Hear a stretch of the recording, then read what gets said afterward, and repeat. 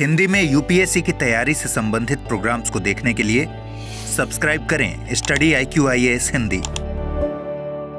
नमस्कार, बहुत बहुत स्वागत है आप सभी का स्टडी IQIAS हिंदी में। मेरा नाम है अतुल जैन। तो आज मैं आपके सामने लेकर आया हूं एक छोटी सी चर्चा जो आपको यह बताएगी कि भाई ऑनलाइन पढ़ाई करने में ऐसी कौन सी प्रमुख गलतियां हैं जो आपको नहीं करनी चाहिए। देखिए, जिस जमाने में मैं यूपीएससी की तैयारी करता था, आज से करीब 13-14 साल पहले, 14-15 साल पहले, तब हम यह मान सकते हैं कि ऑनलाइन तैयारी लगभग नगण्य थी। ऑनलाइन तैयारी आम तौर पे नहीं होती थी। तैयारी करने का मतलब है कि आप या तो किसी कोचिंग इंस्टीट्यूट जाते थे, कोचिंग इंस्टीट्यूट भी मतलब जैसा ऑनलाइन नहीं ऑफलाइन, जिसकी क्लासेस में आप जाके बैठते थे, टीचर पढ़ाता था, फिर आप जो है नोट्स बनाते थे, फिर आप बाजार से किताबें खरीदते थे, नोट्स खरीदते थे, घर आके उनको रिवाइज करते थे। टेस्ट सीरीज के लिए भी आप टेस्ट देने एग्जाम सेंटर पे बार बार जाते थे। जो एक ट्रेडिशनल तैयारी जिस तरह से हम लोगों ने आमतौर पे अपनी स्कूलिंग, अपना कॉलेज किया है, उस तरीके से ही यूपीएससी की तैयारी होती थी। लेकिन उसके बाद पिछले, खास तौर पे पिछले 7-8 सालों में हम देख सकते हैं कि तैयारी में एक डिजिटल क्रांति आई है। बहुत सारे संस्थान आए जो ऑनलाइन तैयारी कराते हैं, हम भी उनमें से एक हैं, और उन्होंने बहुत सारा अच्छी क्वालिटी का कंटेंट, बहुत सारे अच्छे नामी गिरामी शिक्षक जो हैं वो ऑनलाइन आने शुरू हो गए। बहुत सारे लोग जो कि पहले नामी गिरामी शिक्षक नहीं थे, वो ऑनलाइन आने के कारण नामी गिरामी शिक्षक बन गए। और निश्चित तौर पे इससे हम ये कह सकते हैं कि तैयारी की प्रक्रिया का लोकतंत्रीकरण हुआ है कि देश के किसी भी कोने, किसी भी हिस्से में अब कोई भी लड़का या लड़की जो तैयारी करना चाहता है, उसको दिल्ली, हैदराबाद या पुणे इस तरह के शहरों में जाने की कोई आवश्यकता नहीं है, या इलाहाबाद इस तरह के शहरों में जाने की, या प्रयागराज कहते हैं उसको शायद, तो इस तरह के शहरों में जाने की कोई आवश्यकता नहीं है। अब वो अपने घर बैठे अच्छे रिसोर्सेज के साथ तैयारी कर सकता है। इनफैक्ट मैं यहां तक कहूंगा कि जो बच्चे आजकल दिल्ली वगैरह में रहते भी हैं, मैं ऐसे बहुत छात्रों से मिला हूं जिनसे मेरी बात होती है और वो कहते हैं कि सर हम दिल्ली में रहते हैं, मुखर्जी नगर में, राजेंद्र नगर में, इस तरह की जगह जो कोचिंग संस्थानों के गढ़ माने जाते हैं, वहां पर वो छात्र रह रहे हैं, लेकिन तैयारी जो है आमतौर पे अपनी तैयारी का बड़ा हिस्सा वो ऑनलाइन ट्यूटोरियल से पूरा कर रहे हैं। मुझे ऐसे भी छात्र मिले हैं जिन्होंने बड़ी बड़ी ऑफलाइन संस्थाएं ज्वाइन कर रखी हैं, लेकिन तब भी जैसे मान लीजिए इकोनॉमिक्स के लिए वो मेरे लेक्चर्स देखते हैं, या फिर हिंदू को समझने के लिए वो मेरे लेक्चर्स देखते हैं, तो या फिर स्टडी आई क्योंकि या किसी अन्य संस्थान के लेक्चर्स जो हैं वो अनेक विषयों के लिए अलग अलग प्रकार से देखते हैं। तो इस तरह की चीज जो है आपको बहुत कॉमन देखने को मिलेगी। तो निश्चित तौर पे ऑनलाइन तैयारी एक बहुत बड़ा वरदान है, एक बहुत बड़ा एक सुविधा है आजकल छात्रों के लिए, लेकिन इसमें कुछ बहुत बड़ी समस्याएं भी हैं, कुछ बहुत बड़े खतरे भी हैं। तो ऐसे कुछ खतरे मैं आपको आज बताऊंगा जिनसे आपको बचने की आवश्यकता है। आप लोग समझदार हैं तो मैं आपको एक बस सांकेतिक तौर पे समझाऊंगा, आप लोग समझ जाएंगे। तो ऑनलाइन तैयारी का सबसे बड़ा खतरा जो होता है वो खतरा क्या है? मोटिवेशन और तैयारी के बीच का फर्क खत्म। सबसे बड़ा प्रॉब्लम जो है वो क्या है? मोटिवेशन को तैयारी समझना। यार ये मैंने बहुत ज्यादा बच्चों को करते हुए देखा। देखिए, यूपीएससी एक बड़ा एग्जाम है, इसकी तैयारी जटिल है, इसमें कोई समस्या नहीं है।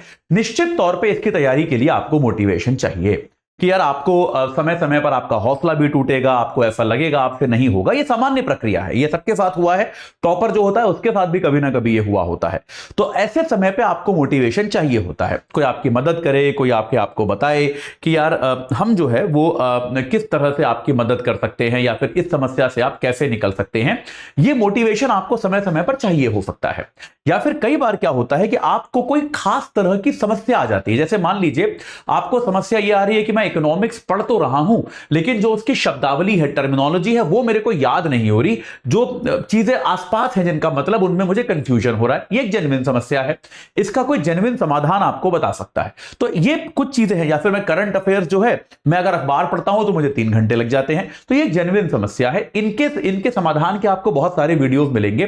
पर प्रॉब्लम क्या होती है, बहुत सारे बच्चों को क्या लगता है कि अगर मैं सुबह से शाम तक बैठकर मोटिवेशनल कंटेंट देख रहा हूं या देख रही हूं तो मेरी तैयारी साथ में हो रही है। वो सारा दिन बैठ के या तो टॉपर पे बनी, जो आजकल रील्स चल गई हैं, वीडियो भी लोग नहीं देखते, रील्स देखते हैं, या फिर वो आईएएस ऑफिसर कहीं एंट्री ले रहा है, पीछे बैकग्राउंड में म्यूजिक बज रहा है ना, या फिर कुछ ऐसे आईएएस ऑफिसर्स हैं जो कैमरा लेकर ही चलते हैं, जब भी किसी व्यक्ति को डांटते डपटते हैं, कोई किसी दफ्तर की जांच करते हैं तो कैमरा पे वीडियो बना के डालते हैं। लोग ये सारा दिन यही देखते रहते हैं, बच्चे जो हैं सारा दिन यही देखते रहते हैं और उनको लगता है कि यही मेरी तैयारी है। तो ये याद रखिए कि ये आपकी तैयारी का 0.01% से अधिक नहीं होना चाहिए। इस बात को याद रखिए कि मोटिवेशन जो है वो आपकी तैयारी का 10,000वां भाग भी नहीं होना चाहिए। इस बात को याद रखिए कि अगर आप कहीं फंस गए, अगर आप जेन्युइनली डिमोटिवेटेड महसूस कर रहे हो, अगर आपको जेन्युइनली कोई खास तरह की समस्या आ रही है, तो आप उससे निपटने के लिए आप इनका सहारा लें। लेकिन अगर आप रोज सुबह उठते हैं और मोटिवेशन को ही अपना तैयारी मानकर बैठ जाते हैं, तो आप यकीन मानिए आप अपना समय व्यर्थ कर रहे हैं। परीक्षा में आपसे मोटिवेशनल कोट्स नहीं पूछे जाएंगे, परीक्षा में आपसे वास्तविक सवाल पूछे जाएंगे। तो ज्ञान पर फोकस करें, मोटिवेशन पर नहीं। पहली चीज यह है। दूसरी गलती जो लोग करते हैं वो ये करते हैं अपवाद को नियम समझना। यह मैं आपको थोड़ा एक्सप्लेन कर दूंगा। अपवाद को नियम समझने का क्या मतलब है कि भाई अक्सर क्या होता है, देखिए कहानियां किसकी बनती हैं। अपवाद को नियम समझना का क्या मतलब है कि भाई कहानी क्या होती है। कहानी वो होती है भाई जिसमें कुछ बहुत बहुत बड़ा जादुई कुछ हो, कि भाई कोई व्यक्ति था, जैसे आपने 12th फेल देखी, कि भाई 12th फेल आप में से ज्यादातर लोगों ने या तो देख ली होगी या उसके बारे में सुन लिया होगा कि भाई किस प्रकार से वो व्यक्ति जो है कितनी खराब परिस्थितियों में, कितने खराब जीवन के साथ वो व्यक्ति पढ़ता रहा और आखिरकार वो आईपीएस ऑफिसर बन गया। ये कहानी हम सबने सुनी, ठीक है, बहुत अच्छी कहानी है, बहुत प्रेरक कहानी है, बहुत अच्छे से फिल्म भी बनाई इस पे, बहुत अच्छी बात है। लेकिन क्या इसका मतलब यह है कि ऐसे तैयारी करने वाला हर छात्र आईपीएस बन जाता है? क्या इसका मतलब यह है? क्या इसका मतलब यह है कि हम अगर ये माने, पर जैसे ये कहानी सुनाई जाती है कि भाई धीरू भाई अंबानी जो थे वो पेट्रोल पंप पे काम करते थे, पर क्या पेट्रोल पंप पे काम करने वाला हर व्यक्ति धीरू भाई अंबानी बन गया? तो यह याद रखिए कि 99.99% कहानियां जो होती हैं वो साधारण होती हैं, वो बहुत आम कहानियां होती है कि आपके जैसा छात्र, मेरे जैसा छात्र, हम लोग यूपीएससी की तैयारी करने गए, हमारे पास ठीक ठाक संसाधन थे, ऐसा नहीं था कि हमारे पास एकदम हम आटा चक्की में ही काम कर रहे थे। और उसके बाद हम सबकी कहानियां आमतौर पर सामान्य कहानियां होती हैं। हम में से कोई एक आध ही होगा जिसकी कहानी ऐसी अपवाद स्वरूप, जैसे मनोज कुमार शर्मा साहब की कहानी है, उस तरह की कहानी है, धीरू भाई अंबानी की कहानी है, या शायद शाहरुख खान की कहानी है कि भाई दिल्ली से आए और प्लेटफॉर्म पे सोए और सुपरस्टार बन गए। दिल्ली से आके मुंबई के प्लेटफॉर्म पे रोजाना हजारों लोग सोते हैं, ठीक है, उनमें से हर कोई शाहरुख खान नहीं बन पाता।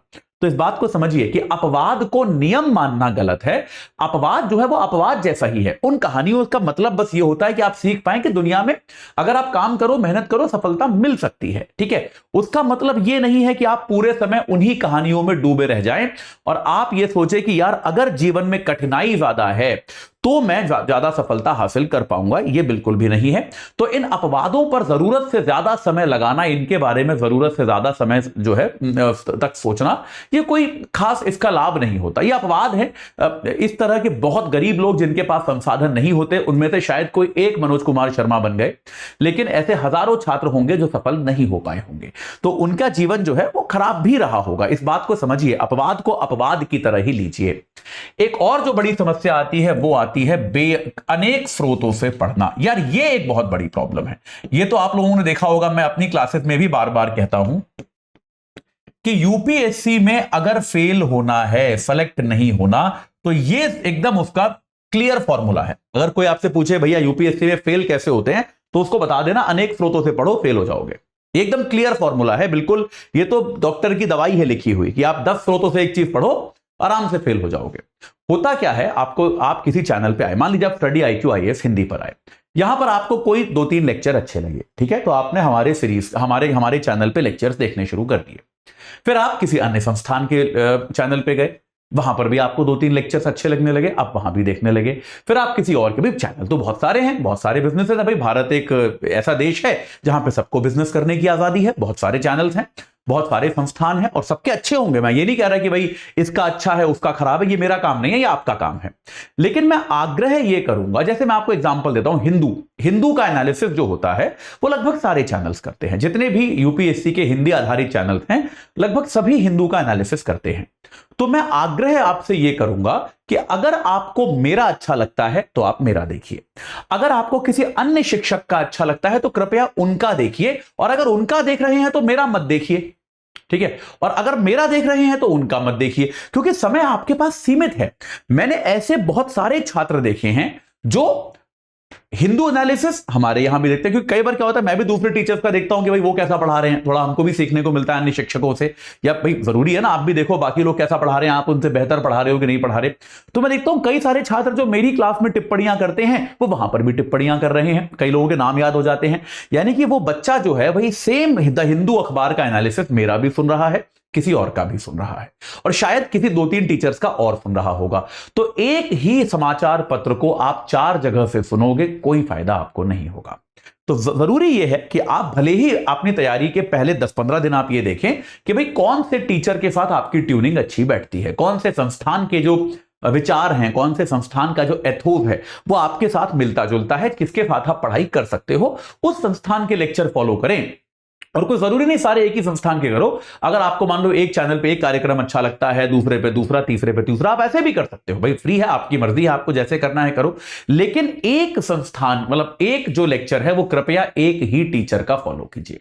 यह बहुत बड़ी समस्या है। अगर आप द हिंदू 5 टीचर्स से पढ़ेंगे, इंडियन एक्सप्रेस भी 4 टीचर्स से पढ़ेंगे, इकोनॉमिक्स भी 4 अलग अलग जगहों से पढ़ेंगे, तो बहुत दिक्कत आएगी। देखिए इकोनॉमिक्स खास तौर पर, जैसे मैं आपको, क्योंकि मेरा विषय है, मैं आपको बता सकता हूं, उसको पढ़ाने के सबके तरीके अलग हैं, ठीक है, और उसमें से आपको सही तरीका चुनना पड़ेगा। वो कौन सा तरीका है जो आपको इसको, जो आपके लिए इसको इंटरेस्टिंग बनाता है लेकिन कवरेज पूरी करता है, ऐसा कौन सा तरीका है ये आपको चुनना पड़ेगा और उसको फॉलो करें, ना कि सारे लेक्चर्स फॉलो करें जो जितने भी यूट्यूब पे पड़े हुए हैं। तो ये याद रखिएगा, ये आपको एक बात याद रखनी है।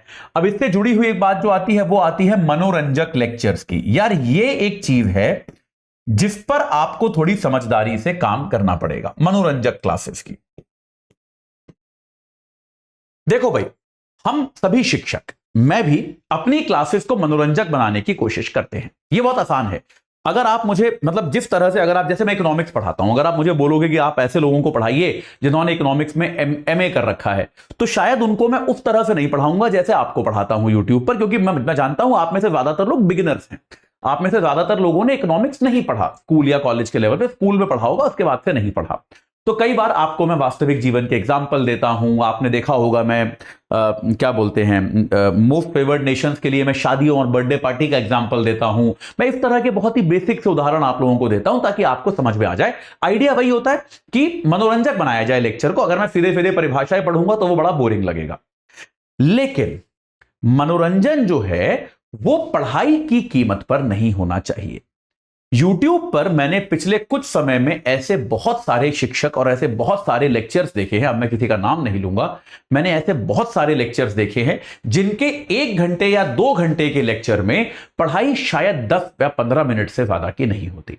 बाकी पूरे समय वो जनरल अपने जीवन की कहानियां सुनाते रहते हैं, उनका कोई छात्र था उसकी कहानियां सुनाते रहते हैं, यहां वहां के चुटकुले सुनाते रहते हैं। तो इस तरह की चीजें वो करते रहते हैं।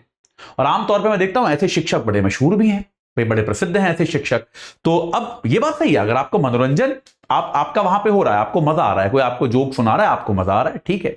लेकिन आप ये भी सोचिए कि ये समय जो है ये आपने पढ़ाई के लिए रखा था। तो अगर 1 घंटे के लेक्चर में आपको मान लो कोई 40 मिनट पढ़ा रहा है और 30 मिनट यहां वहां की बात भी कर रहा है, थोड़ा सा आपको एग्जाम्पल के लिए, आपको होता भी है ना क्लास में, आपको बच्चों को कंफर्टेबल भी करना होता है, इसके लिए आप उन्हें कई बार उनके साथ हंसी मजाक भी करते हो। अगर ये 10-15% तक चल रहा है तो ठीक है।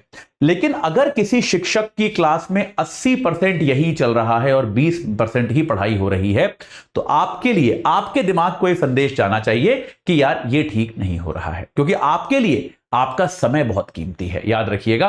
तो ये समय जो है ये आप शिक्षा में दें, ये बहुत आवश्यक है। मनोरंजक लेक्चर जो है वो अच्छे लेक्चर हो, ये आवश्यक नहीं है।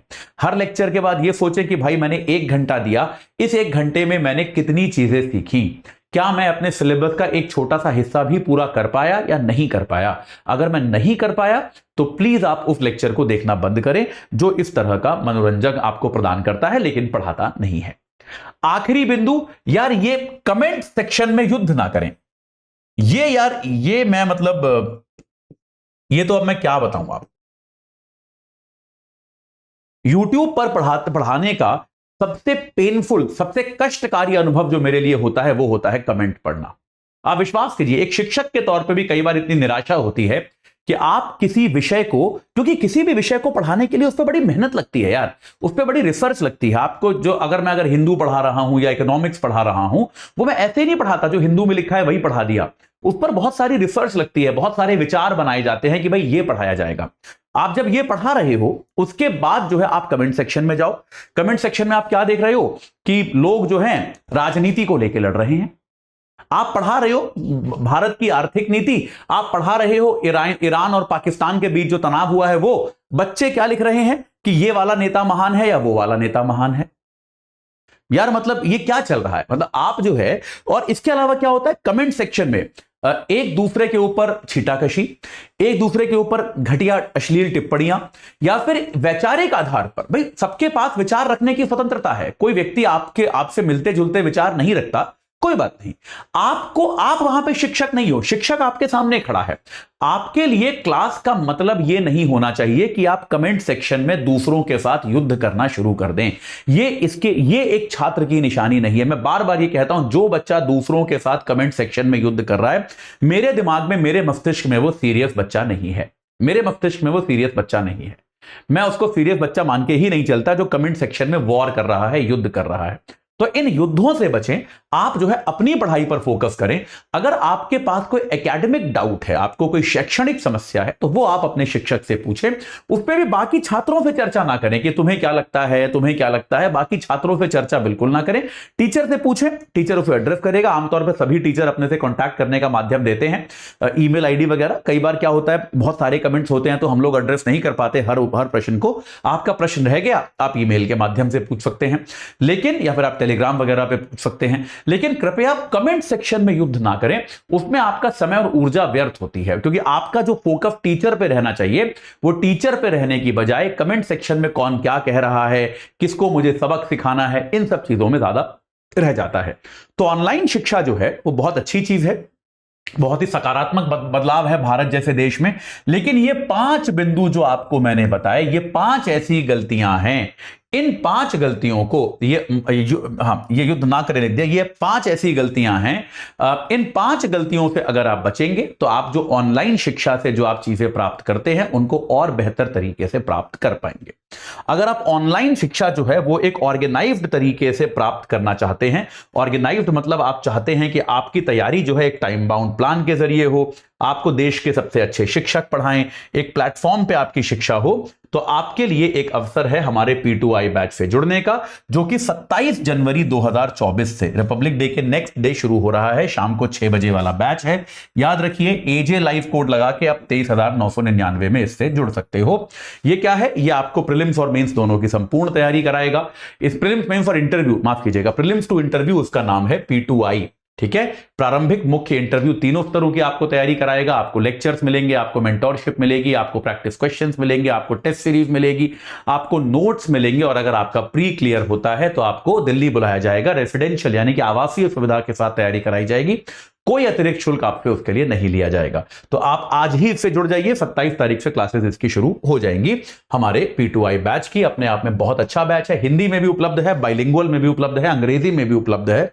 तीनों में 27 तारीख से शुरू हो रहा है। जिस बैच से आप जुड़ना चाहें उससे आप तुरंत जुड़ सकते हैं। इसके अलावा अगर आप राज्य स्तर की तैयारी करना चाहते हैं, जो हमारे स्टेट लेवल के PCS जो एग्जाम होते हैं, अगर आप उनकी तैयारी करना चाहते हैं तो भाई इन 8 राज्यों के PCS, उत्तर प्रदेश, बिहार, उड़ीसा, पंजाब, हरियाणा, जम्मू कश्मीर, मध्य प्रदेश, आसाम, 19 तारीख से सबका बैच शुरू हो रहा है शाम को 6 बजे। और ये प्री कम मेंस है, दोनों में प्रीलिम्स और मेंस दोनों की तैयारी कराई जाएगी। AJ लाइव कोड लगाइए, 13,999 रुपए में आप इस बैच से भी जुड़ सकते हैं। तो आप UPSC या स्टेट लेवल PCS जिसकी भी तैयारी कर रहे हैं, आप तुरंत जो है उसके बैच से AJ लाइव कोड लगाकर जुड़ सकते हैं। चलिए अभी के लिए इतना ही, और हिंदी में हिंदू के अगले एडिशन के साथ आपके साथ फिर मुलाकात होगी। इस सत्र से जुड़ने के लिए आप सभी का बहुत बहुत धन्यवाद। हिंदी में UPSC की तैयारी से संबंधित प्रोग्राम्स को देखने के लिए सब्सक्राइब करें स्टडी IQ IAS हिंदी।